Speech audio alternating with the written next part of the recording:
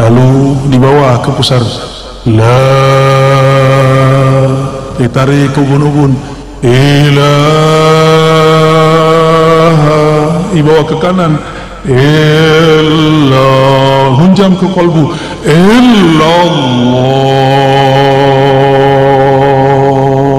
dihentakkan ke dalam jantung kita. Jantung berkaitan dengan kolbu. Siapapun yang mengatakan qabilna, kami terima, siapapun tadi yang membaca la ilaha illallah, maka lafaz la ilaha illallah yang dia baca bersambung dengan lisan Rasulullah sallallahu alaihi wasallam. Luar biasa sekali. Ini jarang-jarang ada ijazah sanad talqin yang biasanya hanya diberikan kepada murid-murid secara tertutup. Tapi dengan kemurahan hati kiai kita, guru kita, Kiai Haji Muhammad Wildan, beliau memberikannya secara cuma-cuma, secara ringan, tidak pakai syarat ini dan itu. Barangkali karena orang-orang di Banjar ini hatinya memang sudah terpaut kepada Allah Subhanahu wa ta'ala. Alhamdulillah, dengan pembacaan sanad tadi, maka siapapun yang hadir, siapapun yang mengatakan qabilna, kami terima, siapapun tadi yang membaca la ilaha illallah, maka lafaz la ilaha illallah yang dia baca bersambung dengan lisan Rasulullah sallallahu alaihi wasallam. Jadi bagi orang-orang yang dia menjaga silsilah keilmuan kepada Rasulullah, lafaz la ilaha illallah pun ada silsilahnya, ada sanadnya. Nggak langsung baca buku, apalagi lewat YouTube, ya, thariqat baru, thariqat al-YouTubiyah. Di depan saya banyak ini pengikutnya, mursyidnya nggak jelas. Tadi saya senang sekali melihat nasyid tahlil la ilaha illallah. Mungkin di Indonesia, bahkan Malaysia, Singapura, Brunei, sudah tidak ada penampilan zikir dengan teknik-teknik tadi. Kita boleh sebut ini seni berzikir. Di Aceh masih ada, tapi yang tersisa cuma tarinya, tari saman atau tari rifaiyah. Di Palembang masih ada manaqib Syekh Muhammad bin Abdul Karim As-Samman, manaqibnya, tapi zikir dengan teknik yang khusus. Barangkali di sini mungkin jarang dipakai, ya. Nanti saya akan membantu mencoba. Kenapa kepala itu gerak-gerak? Itu ada rahasianya. Enggak main gerak-gerak aja itu. Itu ada rahasianya, kenapa kepala ke kanan, kepala ke kiri. Bahkan kalau dulu, saya tidak tahu masih ada di sini atau tidak, itu bisa sembari berdiri. Masih ada, ya. Kalau kami dulu kasih nama ratib berdiri, ya. Tapi oleh orang yang tidak mengerti, mereka katakan ini Syiah. Betapa jahilnya. Ini ada di kalangan ulama Ahlus Sunnah, bukan dari Syiah. Syiah tiada urusan dengan thariqat zikir. Syiah itu urusannya urusan politik sahabat, urusan politik Ahlul Bait. Mereka tidak urus zikir-zikir begini. Tapi benar adanya sanad kita daripada Sayyidina Ali karramallahu wajhah. Dulu di masa saya masih belia, masih kecil, umur 12 tahun, saya hadir di majelis zikir Tarikat Samaniyah. Guru saya Abuya Al-Hasan Al-Basri, namanya mirip seperti di sana, tapi beliau Al-Minangkabawi, sedangkan yang di sanad lain lagi. Abuya Hasan Al-Basri, apa karamahnya? Saya belum ditalkin zikir, tapi sudah fana duluan. Ketika beliau memimpin zikir ba'da salat isya, afdalu zikri la ilaha illallah. Ketika beliau baca la ilaha illallah pertama, badan saya langsung bergetar, kolbu ini seperti berguncang. Itulah zalzalah sebelum zalzalah, gempa di dalam kolbu. Idza dzukirallah wajilat qulubuhum, disebut nama Allah, kolbunya berguncang. Karena badan saya masih kecil, akal saya masih belia, umur 12 tahun, akhirnya hilang.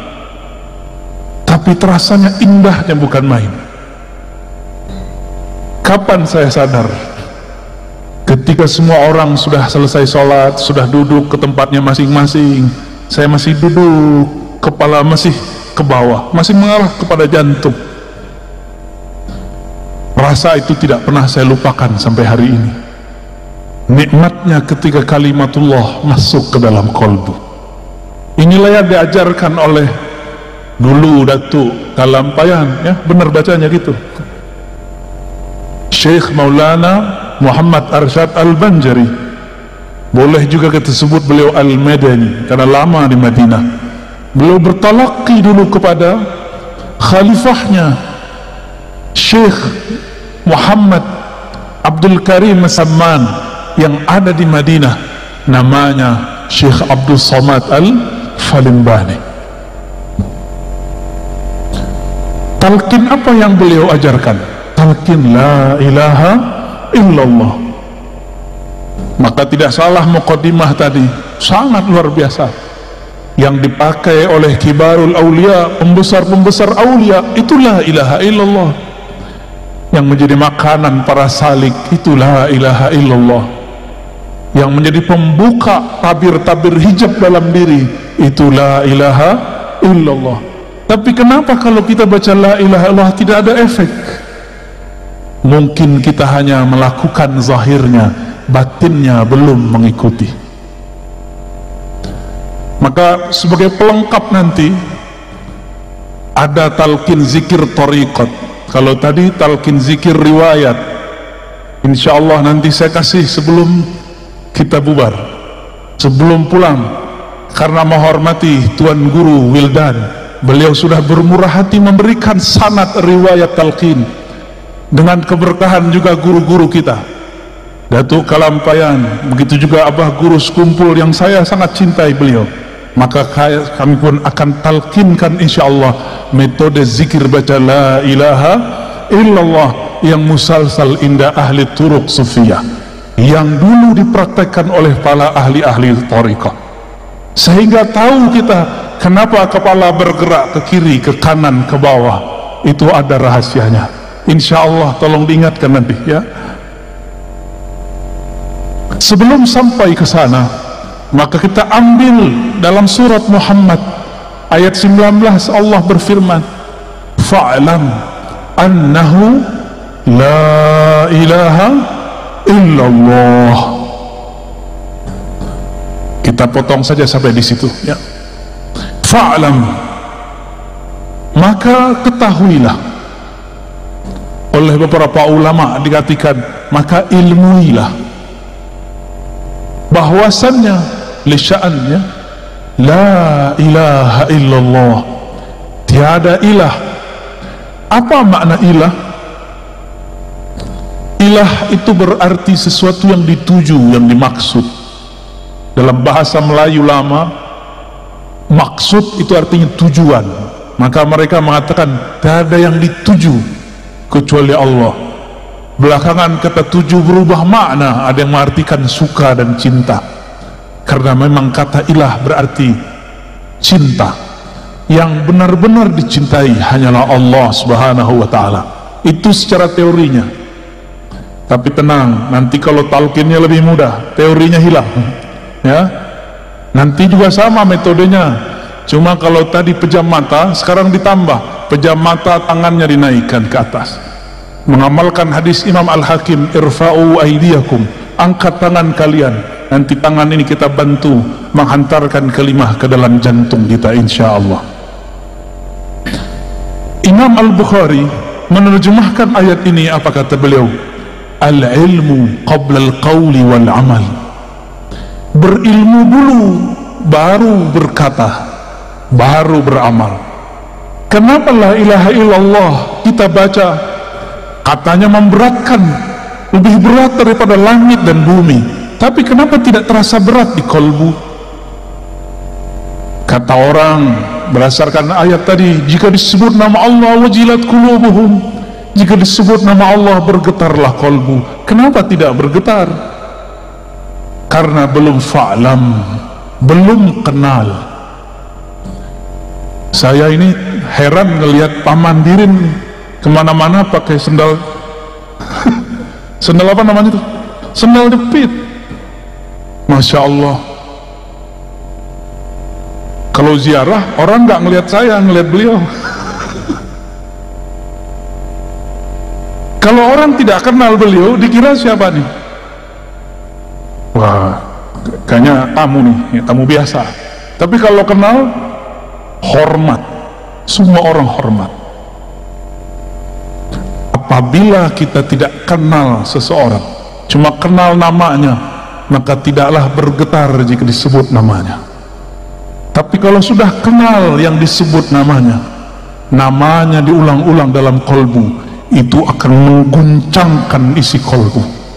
Inilah yang dikatakan Nabi SAW, innallaha harrama 'alan nar, sesungguhnya Allah mengharamkan terhadap neraka, anta musa, untuk menyentuh man qala la ilaha illallah min qalbihi aw nafsih, yang membaca la ilaha illallah dimulai dari kolbunya atau dari jiwanya. Maka zikir itu tekniknya mesti dari dalam kolbu atau dari dalam jiwa. Maka berdasarkan itu, zikir yang musul, zikir yang membuat getaran itu cuma dua: zikir nafsiyah, zikir jiwa, zikir minda kata orang-orang jiran. Yang kedua, zikir qalbiyah, zikir qalbu. Mungkin ada yang bertanya, lalu zikir ruh apa? Ruh tidak ada zikir. Ruh itu bukan lagi berzikir. Zikir artinya menyebut. Kenapa kita menyebut? Karena yang disebut belum terasa hadir. Kalau ruh makomnya makom ihsan, maka ia tidak lagi menyebut-nyebut karena yang disebut sudah hadir. Kalau saya ini belum ketemu Tuan Guru Wildan, saya sebut, oh Guru Wildan, Guru Wildan, Guru Wildan. Tapi kalau sudah ketemu, berani nggak sebut begitu? Berani nggak? Wildan, Wildan, oh kurang ajar itu, ya. Berani? Kita karena belum merasakan hadirnya Allah, maka kita sebut Allah, Allah, Allahu, Allah, Allah, Allah. Kita zikir begitu karena belum terasa hadir. Kita hadirkan dan menghujam, itu belajar menyebutnya.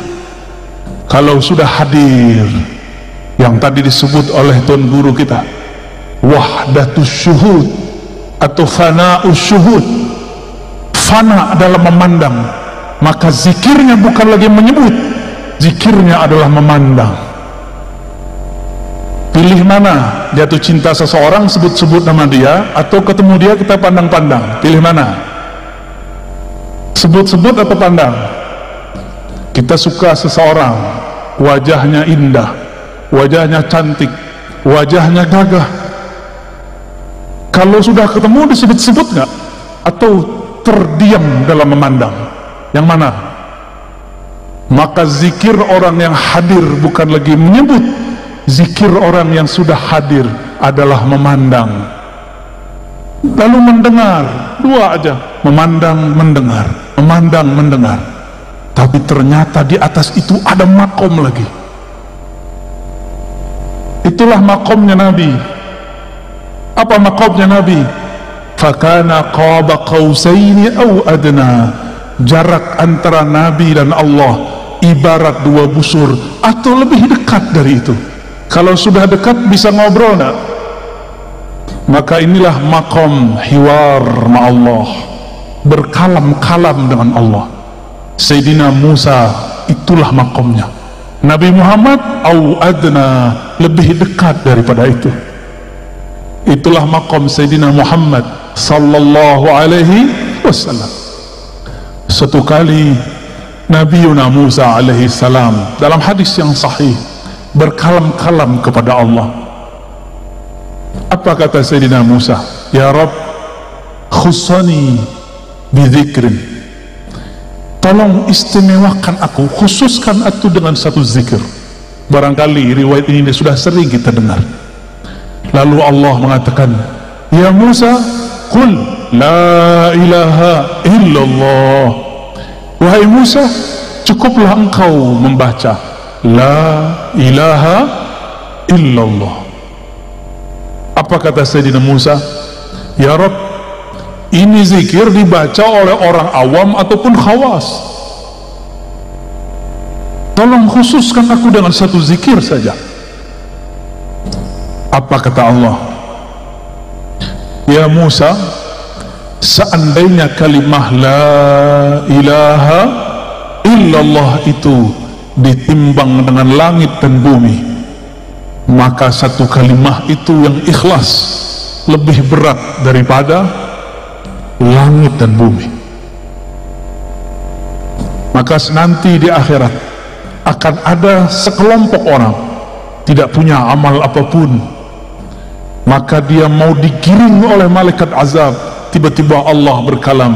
Dalam riwayat Imam Tirmizi disebutkan bahwa Allah kemudian mengatakan, wahai malaikatku, bedahlah dadanya, perhatikan denyut jantungnya. Ternyata jantungnya bergetar dulu menyebut la ilaha illallah. Diambillah jantungnya itu, ditimbang dengan semua dosanya. Dalam hadis Imam Tirmizi dikatakan, dosanya sepanjang mata memandang. Tapi ketika ditimbang dengan kalimat la ilaha illallah, apa yang terjadi? Semua dosanya kalah. Yang menang kalimatut thayyibah la ilaha illallah. Jadi ini kalimat bukan main-main. Maka jangan main-main dengan kalimat la ilaha illallah. Ini lebih berat daripada langit dan bumi, lebih berat daripada gunung, lebih berat daripada air yang ada di lautan. Nggak ada apa-apanya. Maka Sayyidina Musa kemudian berzikir la ilaha illallah. Dalam riwayat lain, disitulah terjadi dialog panjang antara Nabi Musa dan Jibril. Beliau melihat di ufuk, suatu ujung bumi, banyak sekali umat. Kata Nabi Musa, hai Jibril, itukah umatku? Kata Sayyidina Jibril, betul. Lalu beliau diperjalankan lagi ke negeri yang lain. Maka Sayyidina Musa melihat umat yang lebih banyak daripada umatnya. Kata Sayyidina Musa, hai Jibril, itu umat siapa? Umatku juga? Nabi Musa sudah gak yakin, karena umatnya banyak dulu ingkar. Kata Sayyidina Jibril, wahai Musa, itu umat akhir zaman. Kita di akhir zaman bukan? Di akhir zaman. Namun Nabi Musa kepedean. Bril, itu umat saya bukan? Saya enggak yang jadi nabinya. Nabi Musa sama Jibril itu udah kayak orang kenalan, bro panggilnya. Bro Jibril, itu umat saya bukan? Bukan, kata Jibril. Oh, kok bukan saya jadi umatnya? Kata Sayyidina Jibril alaihissalam, itu umat akhir zaman.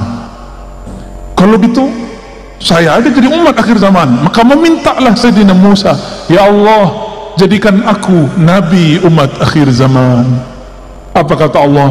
La ya Musa, tidak wahai Musa, nabi akhir zaman itu Muhammad sallallahu alaihi wasallam. Disitulah beliau angkat tangan, ya Rabb, kalau begitu jadikan aku salah satu dari umat akhir zaman, umat corona, ya. Jadi jangan sedih jadi umat corona, nikmati. Inilah dulu yang diminta oleh Sayyidina Musa. Di akhir zaman ini semua bala bencana ada, banjir ada. Ini banjir, lagi panen banjir Pak Gubernur ya. Kita berdoa semoga segala Allah selesaikan ya. Nanti diberikan jalan insyaallah, amin ya rabbal alamin. Siapa yang terkena musibah semoga tetap bersabar, innallaha ma'ana. Itu Nabi Musa. Dulu pernah doa nggak? Ya Allah, dulu di alam sana pernah doa nggak? Nggak ingat kan? Nggak ada yang ingat, saya juga nggak ingat. Tapi sebenarnya kita dulu semuanya berdoa. Dulu di alam arwah semua kita dulu berdoa. Ya Rabb, jika Engkau utus kami, lahirkan kami dengan jasad fisik, lahirkan kami sebagai umat Ahmad. Dulu sudah ada namanya Ahmad, memancar darinya yang disebut Nur Muhammad sallallahu alaihi wasallam. Mirip-mirip seperti tadi lingkaran tadi, persis seperti itu. Di tengahnya ada Ahmad, lalu ada lingkaran pertama, lingkaran kedua, begitulah terus sampai 124.000. 124.000 inilah mereka semuanya meminta agar menjadi umat Nabi Muhammad sallallahu alaihi wasallam. Sang Ahmad ketika dilahirkan menjadi Muhammad. Lalu selebihnya ada semua para nabi, para rasul, jumlahnya berapa? 124.000. Ini tadi berapa nih Pak Kiai jumlahnya? 200. Bisa dibayangkan 124.000 cahaya mengelilingi Sang Ahmad dengan cahayanya Nur Muhammad sallallahu alaihi wasallam. Maka siapa yang memandang Ahmad saat itu, lalu dia cinta, dia dilahirkan oleh Allah sebagai Habib, zuriat Rasulullah sallallahu alaihi wasallam. Siapa yang kenal Ahmad, maka dia dilahirkan oleh Allah sebagai ulama. Siapa yang cinta dan kenal, jadilah dia Habib terus orang alim. Udahlah Habib, dia alim pula. Itulah sejarahnya di alam dulu sebelum kita ada di alam ini. Jadi bukan sembarangan kok ada Habib terlahir Habib, kok ada kiai, gus, alim terlahir sebagai orang alim. Bukan sembarangan, itu adalah sejarah yang berulang. Semua para nabi berdoa jadi umat Nabi Muhammad, tapi yang terzahirkan dalam riwayat cuma 12. Apakah itu terwujudkan? Coba perhatikan kisah daripada Isra baginda Nabi Muhammad sallallahu alaihi wasallam. Di ujung Isra beliau diperintahkan jadi imam, benar enggak? Di belakangnya semua para nabi, bukan? Itulah tanda sah semua para nabi menjadi makmumnya Rasulullah sallallahu alaihi wasallam. Jadi umat Nabi Muhammad sallallahu alaihi wasallam. Tapi meskipun demikian, semua bencana ada di zaman ini, semua maksiat pun ada di umat ini.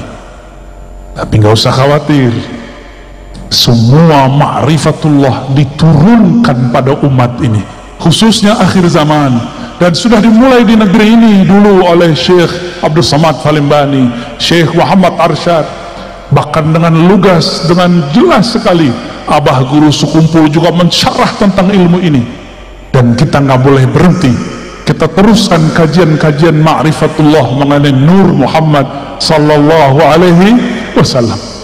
Inilah ma'rifat yang dulu dicari oleh para arwah. Maka berkatalah Al-Habib Zain bin Smith, begitu juga Syekh Abdullah Faiz Ad-Daghestani An-Naqsyabandi. Apa kata mereka dengan makna yang sedikit berbeda, lafaz yang sedikit berbeda, maknanya hampir sama.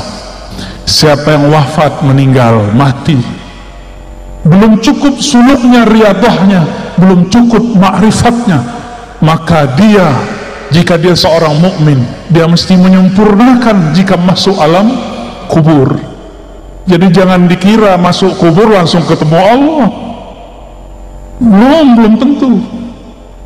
Orang masuk kubur disidang dulu menrobok. Kecuali seperti tadi saya dijemput oleh timnya Pak Mendirin, keluar dari pesawat langsung ada yang jemput, nggak perlu lewat tempat biasa. Itu kalau kenal yang punya, yang mimpin negeri Kalsel, yang menguasai rajanya alam barzakh, yang boleh membantu di padang mahsyar siapa? Baginda Rasulullah sallallahu alaihi wasallam. Maka siapa yang kenal beliau, sering menyapa beliau, sering bersalawat kepada beliau, nanti beliau kirim orang-orangnya untuk menjaga kita. Bahkan jika kita ini orang spesial, Rasulullah sendiri yang menyambutnya. Kalau disambut oleh Rasulullah, berani nggak mungkar nakir tanya? Mungkar nakir langsung bilang, siap Pak Wali. Bukan wali kota, waliullah. Gak berani mungkar nakir sentuh. Kenapa? Karena dia kekasih Rasulullah SAW. Maka yang ditanya di kubur cuma dua, mukmin, munafik. Adapun wali nggak ditanya. Walinya ada dua, wali Allah, wali setan. Itu nggak ditanya. Pilih mana? Hadirin pilih mana? Wali Allah atau wali setan? Wali Allah lah. Wali itu artinya bukan orang sakti. Wali itu artinya yang cinta kepada Allah. Mungkin gak cinta tanpa kenal? Mana ada orang jatuh cinta tapi gak kenal? Mungkin gak? Gak ada kita cinta seseorang gak kenal. Kita kalau senang seseorang, kita cari namanya di Facebook, kita search namanya di IG, Instagram, kita cari-cari kalau ada di Google, itu namanya ma'rifatul asma. Maka jatuh cinta pertama mencari nama yang dikasihi. Semakin kenal nama, semakin kenal yang punya nama. Maka orang-orang yang kenal Rasulullah, pasti dia menyimpan nama-nama Rasulullah sallallahu alaihi wasallam. Oleh karena itu ulama kita dulu buat kaligrafi indah mengenai nama-nama, ditulis dengan sangat bagus dalam kitab-kitab salawat, dipelajari, disyarah oleh ahli-ahlinya. Karena kenal Rasulullah dimulai dengan kenal nama. Begitu juga kepada Allah.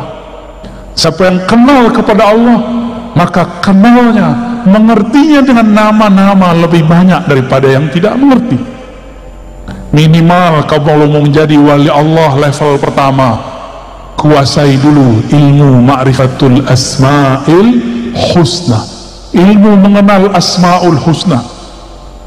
Maka harus ada majlis syarah al asma'ul husna. Saya lihat ada beberapa ulama di sini yang mensyarah itu. Semoga tambah banyak. Mungkin sebagian ahli hikmah menggunakan kata-kata asma untuk jadi wirid dengan angka-angka tertentu. Itu kalau mau jadi ahli hikmah. Tapi kalau para pecinta, dia tidak perlu angka-angka. Disebut saja nama Allah, sebut saja Rahman, Rahim. Namun kalau ingin belajar ilmu angka, ada ilmunya, disebut ilmu hurufi wal adat, ya. Ilmu huruf, ilmu hurufi wal a'dad, dan itu ada babnya. Hadirin hadirat yang dimuliakan Allah, suatu kali dalam riwayat yang tadi dibaca, ada orang datang kepada Rasulullah. Siapa orang itu? Ternyata mantunya sendiri, Sayyidina Ali karramallahu wajhah. Beliau ini sudah membuka jalan untuk kita, karena gelarnya babul ilm, pintu ilmu. Maka tiada sesuatu berlian yang ada di dalam kota ilmu kecuali melewati pintu Sayyidina Ali karramallahu wajhah. Maka tiada tariqat sufi di muka bumi kecuali lewat Sayyidina Ali. Hanya satu yang lewat Sayyidina Abu Bakar, itu pun ada jalur Sayyidina Ali nya, yaitu tariqah an-Naqsyabandiyah. Selebihnya melalui Sayyidina Ali karramallahu wajhah. Begitu juga empat mazhab semua imamnya terhubung sanadnya kepada Sayyidina Ali. Benarlah kata Sayyidina Muhammad sallallahu alaihi wasallam, kullu nasabin inqata'a illa nasabi, semua nasab terputus kecuali nasabku. Maka lihatlah mukjizat Rasulullah hari ini, yang baqa, yang masih langgeng sampai sekarang, hanya nasab Rasulullah. Nasab kita mungkin cuma 6, 7 sampai ke atas, sedangkan nasab zuriat Rasulullah sampai Nabi Adam. Lalu beliau mengatakan, wa kullu sanadin inqata'a ila sanadi, semua sanad ilmu terputus kecuali yang lewat sanadku. Itulah pentingnya tadi kenapa Tuan Guru kita membacakan sanad. Imam Abu Hanifah pernah berguru kepada Ja'far Shadiq. Apa kata beliau? Laula Ja'far lahalaka Nu'man bin Thabit. Kalau bukanlah karena Ja'far, binasalah Abu Hanifah Nu'man bin Thabit. Jadi beliau ini orang pintar, pintar secara akal, pintar secara hafalan tidak cukup, harus belajar ilmu qalbu. Itulah ilmu yang diajarkan cucu cicitnya Sayyidina Ali, Ja'far Shadiq. Maka tiada mazhab kecuali lewat Sayyidina Ja'far. Dan ini bukanlah sanadnya Syiah, ini sanad ulama kita Ahlus Sunnah wal Jamaah. Sayyidina Ali buka jalan, tadi sudah dibacakan oleh Tuan Guru kita. Sayyidina Ali bertanya, wahai Rasulullah, tolong tunjukkan kepadaku jalan terdekat kepada Allah, jangan yang mutar-mutar. Kita baru saja melewati masa, bahkan mungkin masih ada di beberapa pesantren, jika ingin talqin zikir, puasa dulu sekian hari. Ingin dapat dalail khairat, puasa dulu sekian tahun. Itu cara. Tapi Sayyidina Ali mudahkan jalan. Apa kata beliau? Aqrab, lebih cepat, wa ashal, lebih mudah, wa arfa, dan lebih tinggi. Tiga itu, lebih dekat, lebih mudah, lebih tinggi. Maka kenapa semua thariqah akan hancur kecuali thariqah yang bersumber dari Sayyidina Ali? Karena thariqah beliau mempermudah murid, bukan menyusahkan murid. Maka saya berpesan kepada diri saya sendiri dan semua guru-guru, tuan-tuan mursyid, tuan-tuan khalifah, buka man la yut'imuka. Guru hakikimu, mursyid hakikimu bukan yang banyak wiridnya, banyak puasanya, bukan. Mursyidmu yang memudahkan jalan bagimu. Kalau sudah mudah, sudah cinta, disuruh zikir 1000 mudah. Tapi kalau belum cinta, disuruh baca 7 kali berat, disuruh 3 kali tadi, disuruh pejam aja nggak pejam mata. Ya, kan tadi nggak semua pejam mata, masih nanya-nanya apa ini ya. Kayaknya harus setiap tahun itu Pak Kiai ada ijazah talqin zikir, ya, biar tambah biasa.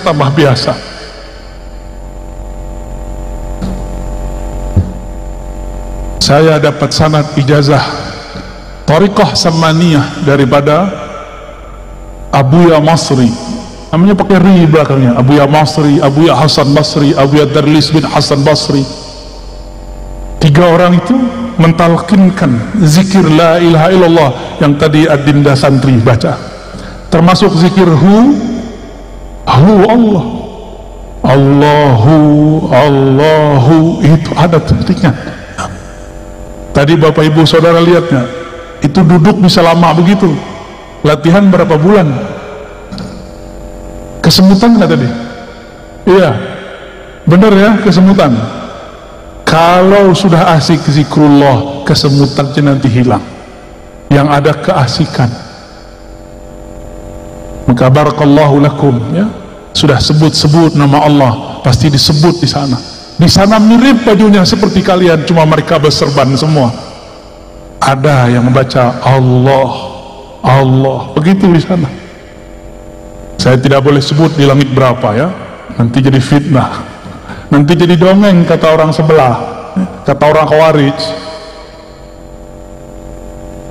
Masa kita zikir begini disebut Syiah? Ya salam.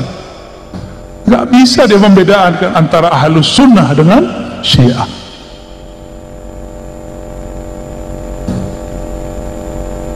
Sayyidina Ali kemudian dipanggil oleh Nabi. Apa kata Sayyidina Nabi SAW? Wahai Ali, hendaklah engkau banyak-banyak dawamkan zikrullah dalam khalwatmu, dalam sepimu, dalam sunyimu. Kata Sayyidina Ali, kalau itu saya tahu ya Rasulullah, gimana caranya? Lalu Nabi SAW mengatakan, barulah muncul teknik, itu namanya teknik zikir. Wahai Ali, supaya jiwa dan kolbu itu ikut serta dalam zikir, muncullah teknik berzikir. Bahasa Arabnya kaifiyatuz zikr, kaifiyat berzikir, tata cara. Pikiran kita kalau zikir macam-macam nggak? Kalau lagi sholat, bener? Hatta pamandirin kalau sholat pikirannya kemana-mana, jujur ya Pak. Para kiai kita sama, saya sama. Bedanya, saya diajarkan guru bagaimana cara memagar pikiran. Kita pagar dari 7 arah, ada caranya. Udah dipagar dari 6 arah, ternyata yang paling bahaya yang dari dalam ini. Maka Nabi mengatakan kepada Sayyidina Ali, ya Ali, aghmid ainaik, wahai Ali, pejamkan kedua matamu. Kenapa mata mesti dipejam? Karena dua mata ini penghalang pikiran, hijab bagi kolbu. Kalau mata masih memandang, maka basirah dalam kolbu terhalang. Maka dipejamkan mata. Disitulah kalimah yang tadi dikatakan Tuan Guru kita dapat ditanam, dicangkul dalam kolbu. Jadi kalau mata masih dibuka, terhalang oleh pikiran. La ilaha illallah, gak jelas perginya, ya, perginya kemana-mana. Tapi kalau mata dipejam, tinggal telinganya difokuskan, fokuskan kepada lafaz guru, supaya tangan tidak kemana-mana. Di hadis Imam Hakim, irfa'u aydiakum, angkat tangan kalian. Ada teknik begitu. Makanya jangan heran, di kitab-kitab lama masih ditulis kalau zikir itu tangannya diginikan. Allah, Allah, masih ada di sini. Itu bukan ajaran Syiah, itu ajaran Ahlus Sunnah wal Jamaah, diangkat tangannya. Bedanya kalau muridnya sahabat, gurunya Rasulullah, sekali angkat tangan usul sahabat Rasulullah. Kita ada berkali-kali angkat, nggak usul-usul juga. Makanya diulang, dilatih lagi, sampai-sampai kemudian kaki pun ikut bergerak. Jadilah dia gerakan-gerakan zikir. Alladzina yazkurunallaha qiyaman, orang-orang yang berzikir tidak hanya lagi duduk tapi juga sedang berdiri. Itu dalilnya bahwa boleh berzikir sembari berdiri. Al-Muhaddis Al-Kabir Al-Azim Sidi Abdul Aziz Al-Ghummari, barangkali Tuan Guru pernah ketemu beliau, ya, kawan daripada Syekh Yasin Al-Fadani. Itu kalau zikir beliau ikut jingkrak naik ke atas. La ilaha illallah, badannya naik. Ulama ini kan udah jarang olahraga, maka cocok sekali zikir saman tadi untuk zikir para kiai. Ya, pulang-pulang makan nasi kebuli, ya, apalagi nah, ada kambing, ya salam, kolesterol. Kalau ulama zikir banyak, gerak kurang, ngajar banyak, kolesterol.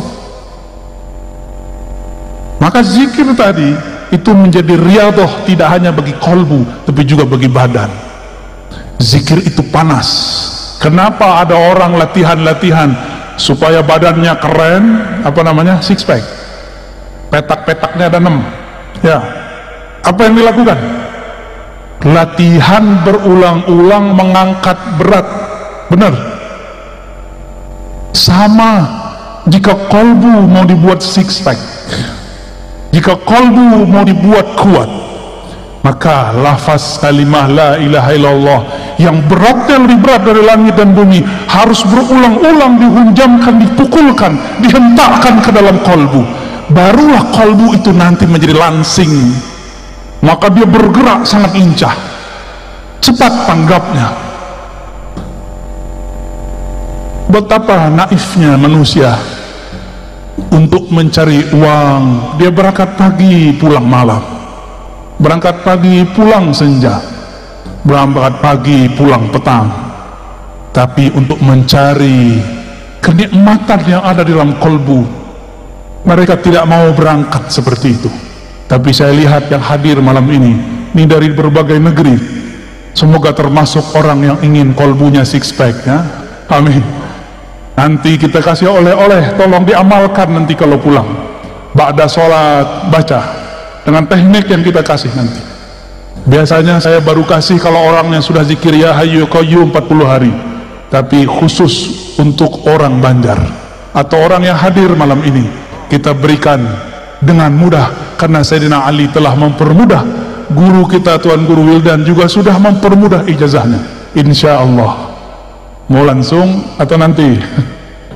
Tar dulu ya. Jam berapa nih? 11 sampai jam berapa kita?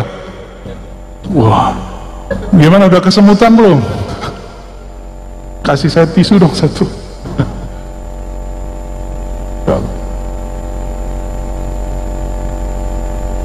Oke.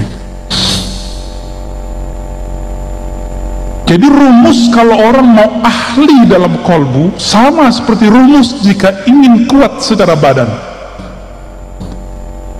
Betapa aneh orang sakit jantung, katakan dokter sama dia, wahai tuan, supaya sehat jantung anda, jalanlah setiap hari 30 menit. Benar, jalanlah 1 jam, jalanlah 1 kilo 2 kilo. Kalau dokter yang berfatwa kita dengar. Sekarang ada kiai, ada guru, ada ustadz, ada para syaikh, mereka sedang memberikan obat bagi kolbu, tapi sayang sekali pasiennya bandel-bandel ya. Zikir itu banyak, tapi zikir yang dapat jadi obat tidak banyak. Sebagaimana obat itu banyak, tapi yang efektif mengobati badan harus sesuai dengan resepnya dokter. Dokter itu bukan orang yang cuma belajar sebentar, setahun 2 tahun. Dokter itu kuliahnya 4 tahun, praktek koasnya 2 tahun, 6 tahun baru bisa mengobati badan. Apalagi kalau ingin mengobati kolbu. Kalau jam terbang kolbunya sebentar, bagaimana ia akan menghendak mengobati kolbu? Maka anak-anak kita kalau mudanya sibuk bermain, nonton, ngegame, jadi apa nanti dia kalau dewasa? Kalau bapak-bapak ini masih sibuk nonton, bagaimana nanti dia ketika ajal datang? Harus punya satu waktu dia berkhalwat, bersepi-sepi dengan Allah Subhanahu wa ta'ala. Maka Nabi berkata kepada Sayyidina Ali, ya Ali ghammid ainaik, wahai Ali pejamkan matamu. Lalu isma' minni salasan, dengarkan aku baca la ilaha Allah 3 kali. Ini diperdebatkan caranya. Isma' minni ini apakah setiap baca la ilaha illallah lalu kita ikuti la ilaha illallah, atau tunggu dulu sampai selesai la ilaha 3 kali baru kita ikuti? Ini perbedaan ahli thariqah. Saya dapat dua-duanya. Ada guru saya mengatakan kul la ilaha illallah, kita baca la ilaha illallah sampai 3 kali.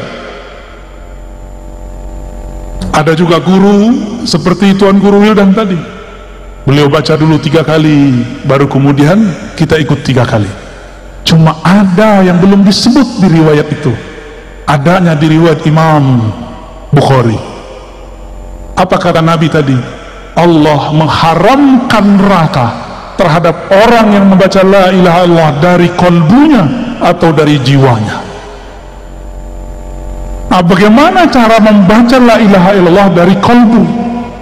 Inilah pegangan-pegangan Syekh Arsyad, Abah Guru Sekumpul Syekh Abdul Somad Falembani, yang dulu bersambung sanad mereka kepada Tuan Syekh di Madinah Muhammad ibn Abdul Karim As-Sammani. Dipejamkan mata, lalu ketika baca la, supaya pikiran ini tidak kemana-mana, dipenjarakan, diberikan dia batasan. Pandanglah dalam pejam matamu bagian pusar.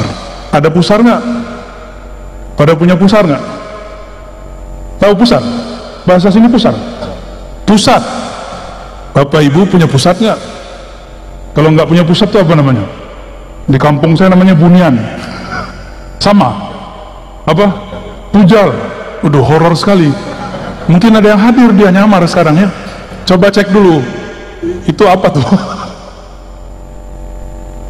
Dipejam mata, kepala menunduk, Makanya dalam zikir saman lama itu kepalanya begini, la, baru diangkat ke atas, ke bawah dulu, la itu dihentakkan dari pusar, dari pusat kita,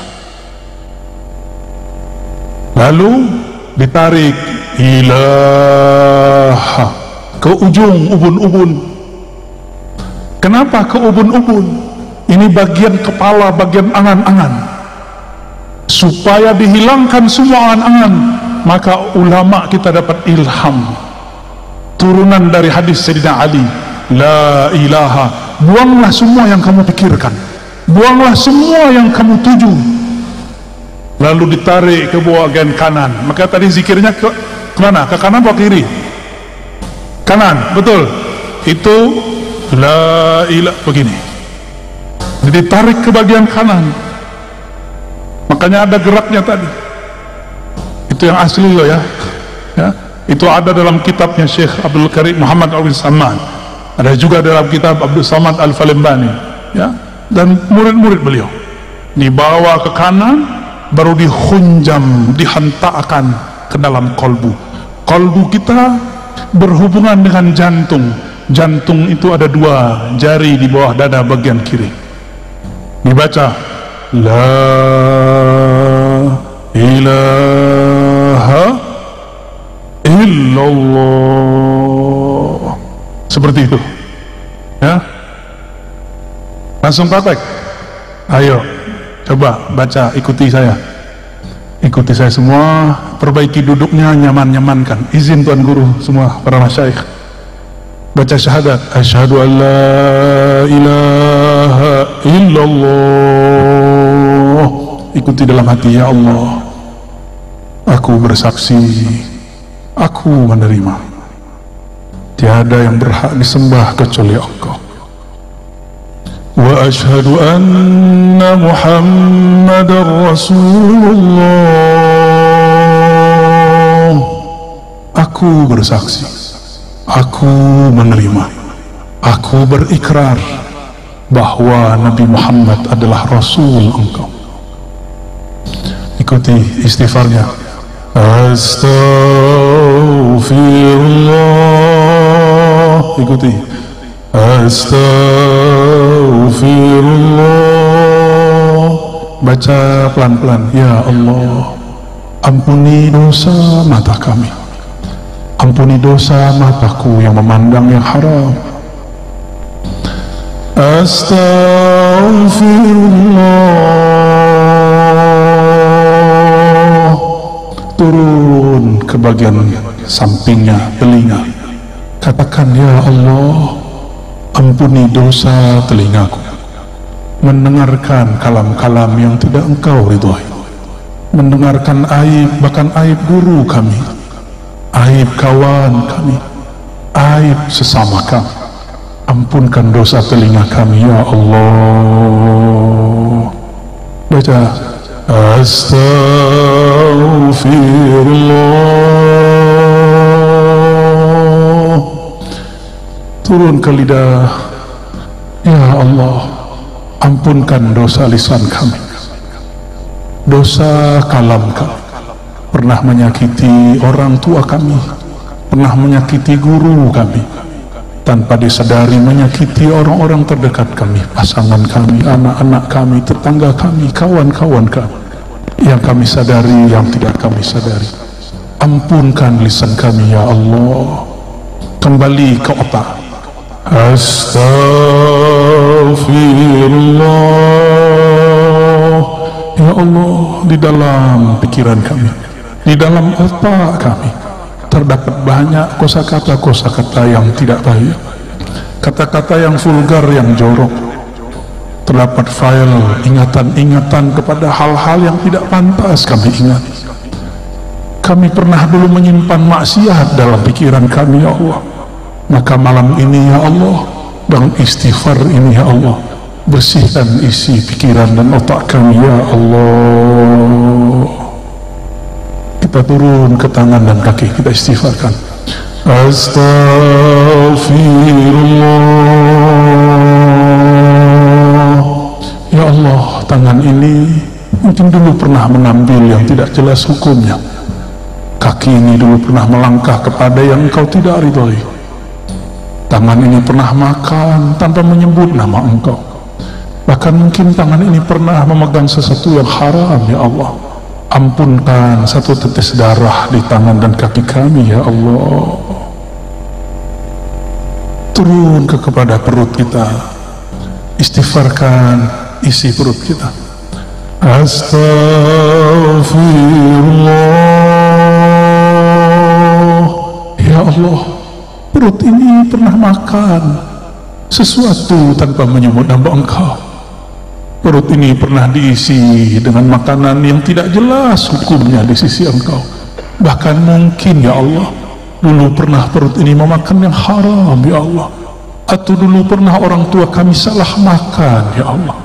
Ampunkan isi perut kami, ya Allah, yang menjadi darah setetes, ya Allah, yang menjadi satu sel di tubuh kami, ya Allah, yang menjadi satu helai rambut, ya Allah.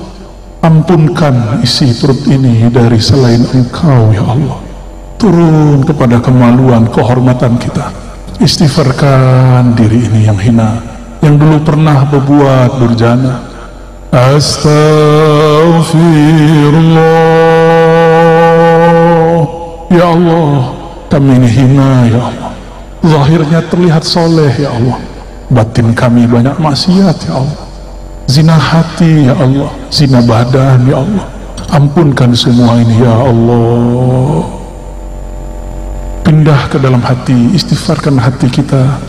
Mungkin ada sombong, ada merasa lebih pintar, merasa lebih soleh daripada orang lain, merasa lebih baik daripada orang sebelah. Istighfarkan kolbu, pegang dadanya, sama-sama pegang dadanya.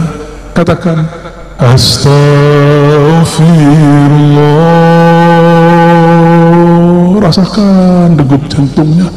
Ya Allah, ya Allah, kalbu kami penuh dengan penyakit-penyakit, penuh dengan maksiat, penuh dengan kesombongan, ya Allah.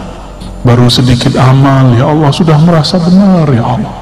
Baru sedikit ilmu, sudah merasa paling pintar, ya Allah. Baru sedikit riadah amalan, sudah merasa sufi, sudah merasa wali, ya Allah. Ampunkan kalbu kami, ya Allah. Astaghfirullah. Terus pegang dadanya, dielus-elus dadanya, ya Allah. Di dalam dada kami ini ada sifat terburuk, ya Allah. Sifat iri dengki, ya Allah. Kami masih belum percaya kepada jaminan engkau, ya Allah. Ketika kami memandang ada sahabat, tetangga, kawan kami dapat rezeki, kami mengira itu rezeki kami, ya Allah, diambil olehnya. Kami berprasangka, ya Allah, engkau salah kirim rezeki kepada mereka, ya Allah. Ampunkan salah dalam hati kami, ya Allah. Ampunkan iri dengki ini, ya Allah. Di kalbu ada sifat ria, beramal karena ingin dipandang. Istighfarkan. Astaghfirullah. Ya Allah, di dalam dada kami ini terbersit jika beramal ingin dipandang, bahkan terbersit ada rasa senang dipuji, harap pujian. Bahkan lebih dalam lagi, ya Allah, kami terbersit takut dicaci, takut dimaki, maka kami menampilkan kesolehan palsu, ya Allah. Ampunkan ria dalam kalbu kami, ya Allah. Astaghfirullah. Ya Allah, di dalam kalbu kami ada kelalaian, ya Allah. Ada lalai mengingat engkau, ya Allah. Bahkan kami lalai mengingat engkau dalam ruku dan sujud kami, ya Allah. Bagaimana mungkin, ya Rabb, salat ini diterima, baru saja takbir kami lupa lalai kepada engkau, ya Allah. Ampunkan salat kami yang tidak khusyuk itu, ya Allah. Ampunkan baca Quran yang tidak tulus ini, ya Allah. Ampunkan kalbu kami yang keras ini, ya Allah. Ampunkan kalbu kami yang malam ini ingin menyebut nama engkau tapi belum tersentuh, ya Allah. Terakhir kita istighfarkan orang tua, pasangan, keturunan, anak-anak, tetangga, bahkan semua umat kita istighfarkan.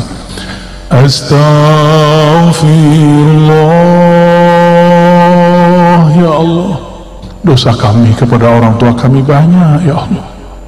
Dosa kami kepada pasangan kami banyak ya Allah. Kami mengkasari mereka ya Allah. Kami pernah membentak mereka ya Allah. Ampunkan dosa kasar kami ya Allah. Dosa-dosa kami yang menyinggung mereka ya Allah. Begitu juga ampunkan ya Rabb dosa semua umat. Dosa semua umat yang bersyahadat kepada Engkau, menerima baginda Rasulullah senabi Engkau. Al-Fatihah sama-sama. A'udzu billahi minasy syaithanir rajim.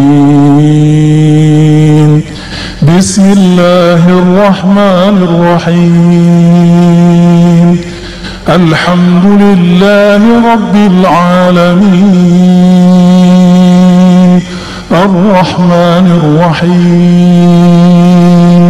Maliki yawmiddin. Iyyaka na'budu wa iyyaka nasta'in. Ihdinas siratal mustaqim. Siratal ladzina an'amta 'alaihim ghairil maghdubi 'alaihim waladdallin.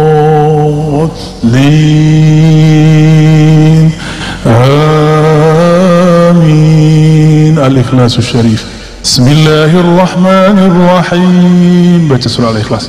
Qul huwallahu ahad, Allahus samad, lam yalid wa lam yulad wa lam yakul lahu kufuwan ahad. Inna Allaha wa malaikatahu yusalluna 'alan nabiy. Ya ayyuhalladzina amanu sallu 'alaihi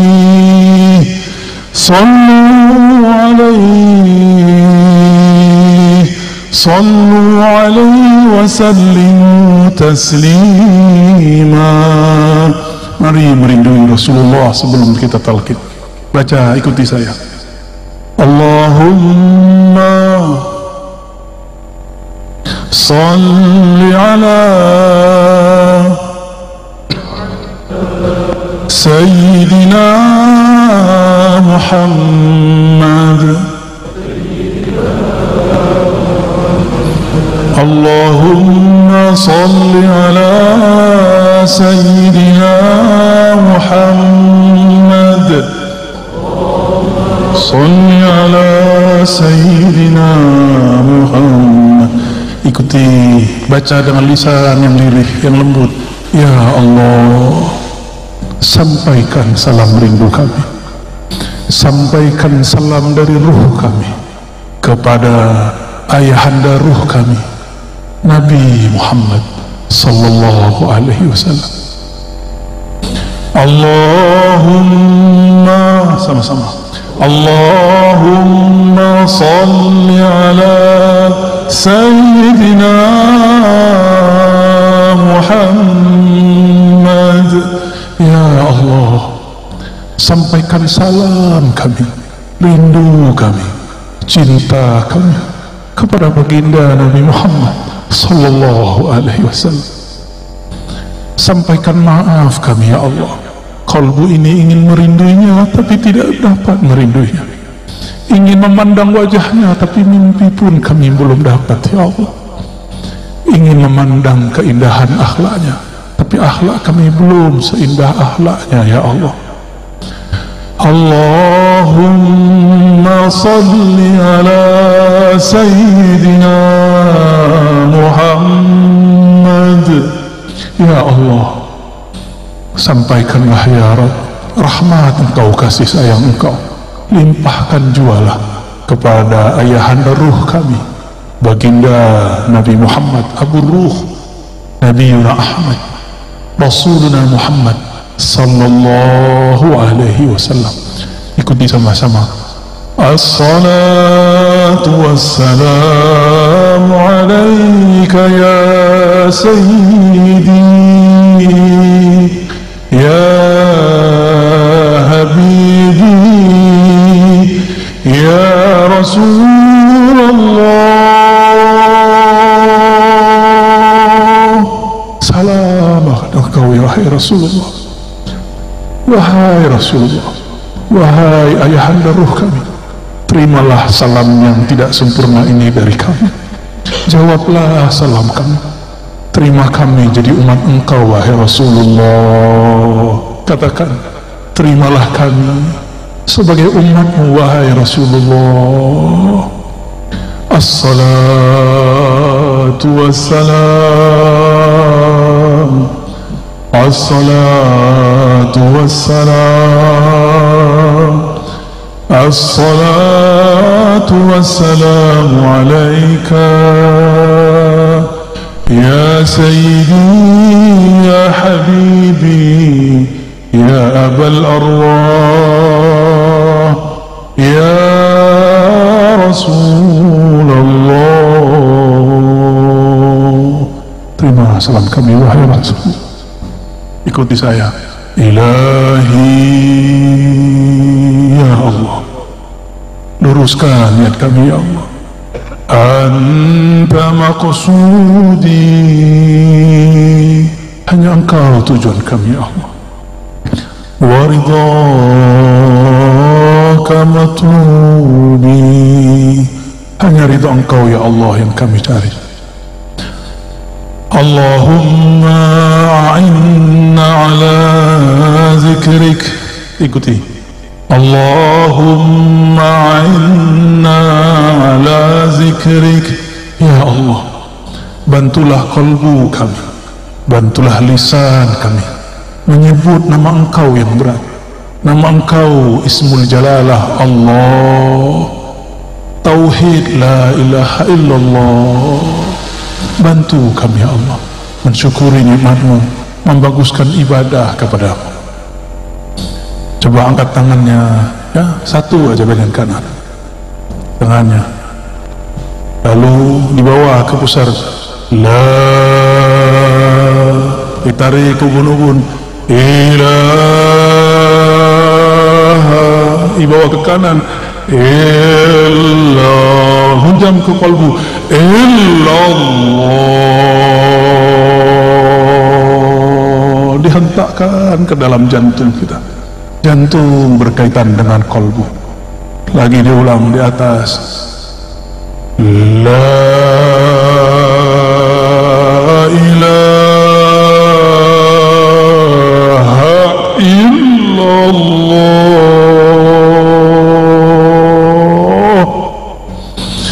la ilaha illallah. Coba lidah dikunci, dinaikkan ke langit-langit dalam mulut, kepala menekur ke bagian kiri, mendekati jantung, lidah dikunci, mulut ditutup, sebut Allah, Allah, Allah, terus ya Allah, teruskan Allah, lidah tetap dikunci, sebut nama Allah. Sekarang teriak tapi dalam diri, di dalam diri, tidak bersuara, teriak di dalam kolbu, teriakkan ke dalam kolbu, baca ya Allah, serulah Allah atau serulah Ar-Rahman, qul ud'ullah aw ud'ur Rahman, seru ya Allah, dorong selain nama Allah, bahkan nama sendiri pun ditiadakan. Tiada nama kekasih, tiada nama harta, tiada mobil, tiada rumah, hanya ada nama Allah. Terus baca pelan-pelan, ya Allah, sedalam-dalamnya, selembut-lembutnya, Allah.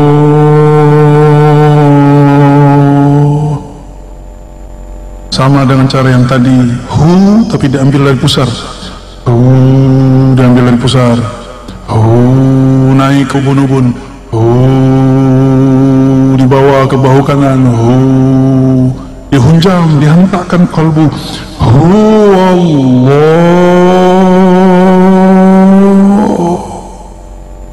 Lagi pelan-pelan zikir kita yang lembut.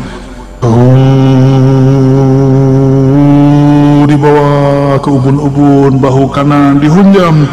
Illallah, Allah.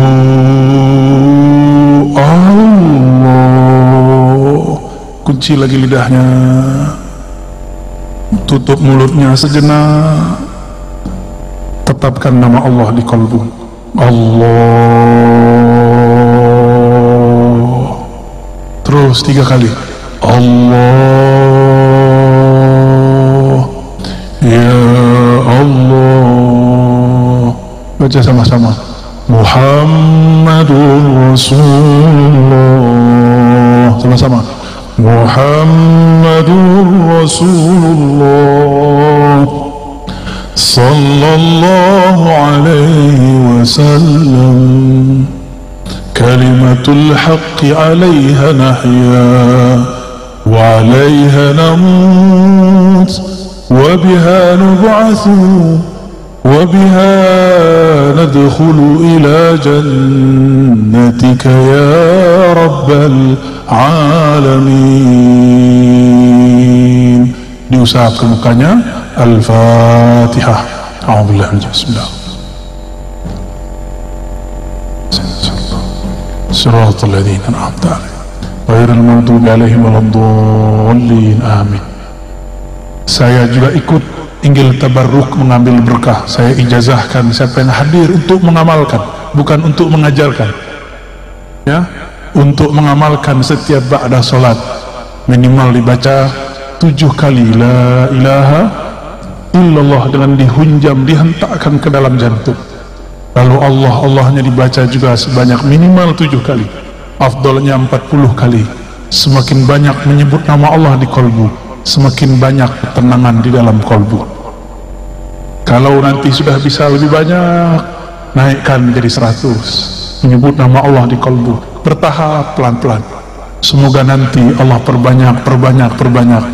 Nyatalah ayat ya ayyuhallazina amanu zkurullaha dzikran katsira. Wahai orang beriman, sebutlah nama Allah, zikirlah kepada Allah sebanyak-banyaknya.